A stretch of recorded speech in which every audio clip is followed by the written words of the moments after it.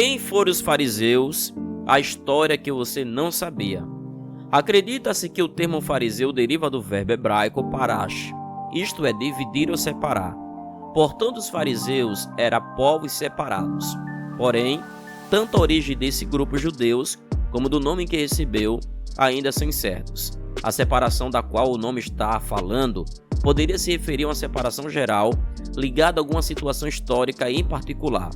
O surgimento exato dos fariseus na história ainda é motivo de especulações, devido à falta de informação históricas específica. Sendo assim, alguns acreditam que poderia ter surgido com a expressão de uma rígida abstenção dos grupos pagãos na época de Esdras e Neemias, ou a recusa de adotar costumes gregos, mesmo sob a ameaça de morte na época de Antíoco Epifânio, ou de rupturas que aconteceu por volta do ano 165 a.C., após a conquista do templo, entre os macabeus e os piedosos que estavam dispostos a lutar pela liberdade religiosa, mas não pela independência política.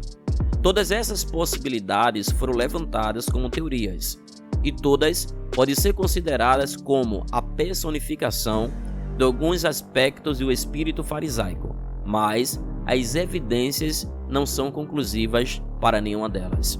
Mas a primeira referência aos fariseus como grupo existente em Israel foi feita durante o reinado de João Hyrcano, por volta do ano 135 ao ano 104 a.C., de acordo com o historiador judeu Flávio Josefo. Nessa época, ele exercia grande influência junto às massas. Josefo explica que os fariseus haviam transmitido ao povo certos regulamentos herdados das gerações anteriores, mas que não havia registro na lei de Moisés. Por essa razão, eles foram rejeitados pelo grupo saduceu. Tudo mudou depois da conquista de Pompeu.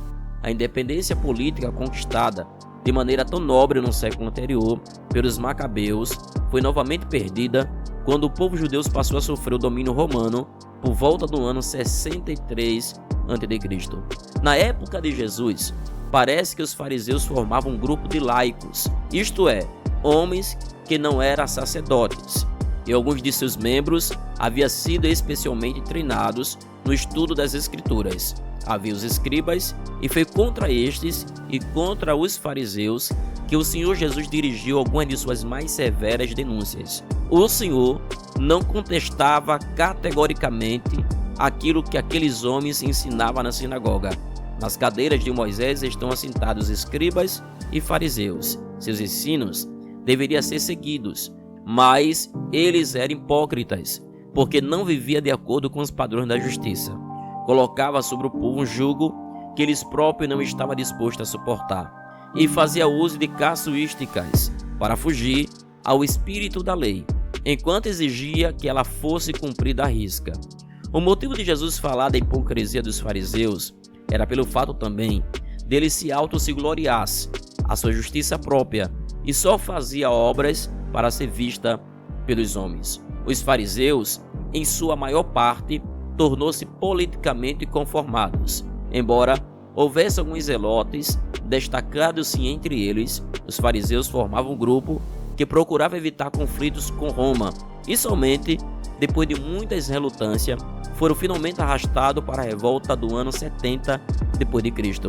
Depois da destruição de Jerusalém pelo general Tito, filho de Vespasiano, foram os fariseus que incumbiram de colher os fragmentos da fé e da vida judaica e reconstruir o judaísmo que conhecemos por meio dos escritos rabínicos. Se gostou do vídeo, deixe seu gostei e deixe nos comentários de qual grupo quer conhecer a sua história no próximo vídeo. Primeiro grupo, a história dos saduceus. Segundo grupo, a história dos zelotes. Ou terceiro grupo, a história dos essênios. Aguardo sua resposta nos comentários. Que Deus em Cristo vos abençoe.